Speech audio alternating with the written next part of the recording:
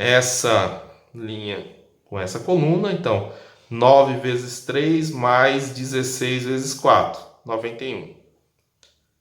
Essa linha com a segunda coluna lá, 9 vezes 2 mais 16 vezes 3, 66. Segunda linha, primeira coluna, 6 vezes 3 mais 12 vezes 4, 66. Segunda linha, segunda coluna lá, 6 vezes 2 mais 12 vezes 3, 48. Chegamos no resultado. É a mesma ideia que eu expliquei. O que é uma matriz? Agora está aqui, tá na cara de vocês aqui a matriz Orensky-Covariança que vocês chegaram. Aí vocês já sabem o que é uma matriz Orensky-Covariança. Então, na diagonal principal, eu tenho as variâncias. Então, variância de y1, 91. Variância de y2, 48. Eu posso tirar o desvio padrão, né? Que a gente costuma trabalhar mais com o desvio padrão. Só tirar a raiz. Raiz de 91. Desvio padrão de y2, raiz de 48. Bom, aí tem que fazer a conta, tá? Então tá aqui, ó. Tudo bem? Então a gente pode vir aqui e colocar aqui, ó. Então, y1 é 1101 com uma incerteza de mais ou menos, um desvio padrão de mais ou menos raiz de 91. E y2 é 804 com uma incerteza de mais ou menos o desvio padrão de raiz quadrada de 48. Ou seja, falando, então o que eu posso falar? Que um desvio padrão de raiz de 3 e um desvio padrão de raiz de 4 em x1 e x2 respectivamente, e com base nesse modelo, ele proporciona então uma incerteza, um erro aleatório, né? Um desvio padrão de mais ou menos raiz de 91 e mais ou menos raiz de 48 para y1 e y2 respectivamente. Então, a gente propagou, né, os erros aleatórios, as incertezas de x1 e x2 para aquilo que eu calculei em função de x1 e x2. Então, agora, com essa aula, além de calcular, que vocês já sabem desde o ensino médio, né, só substituir os valores aqui. Isso aqui vocês já sabiam, né, desde o ensino médio. Agora vocês também sabem calcular qual que é a incerteza disso que a gente calculou em função de medidas que também possuem certeza. Bom, aqui se a gente quiser continuar, normalmente a gente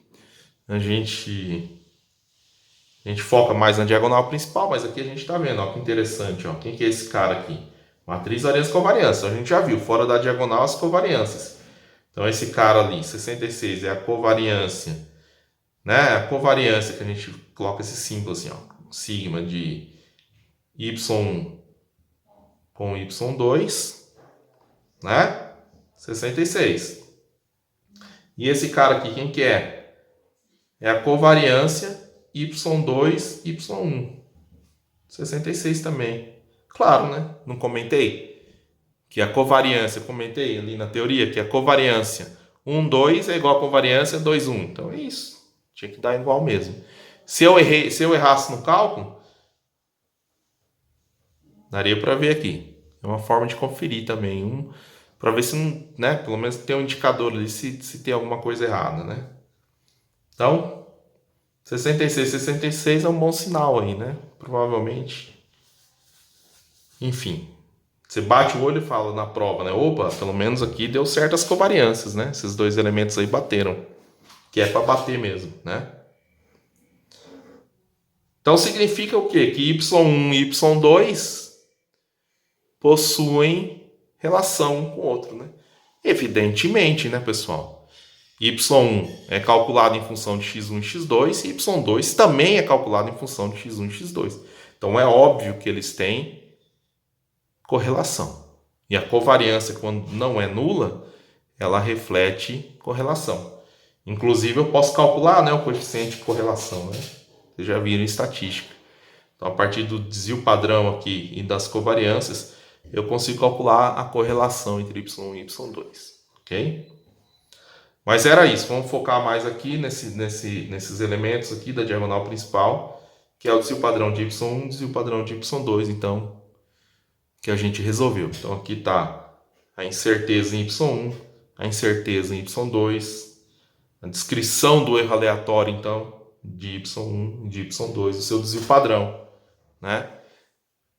Então, esse modelo matemático com processo de medida, um processo de medida com essas incertezas, com esses erros aleatórios aí, com essa descrição de erros aleatórios, proporciona então para Y1 e Y2 essa incerteza. Ah, se eu tiver um erro grosseiro aqui em X1, não, isso aqui não tem nada a ver com erro grosseiro.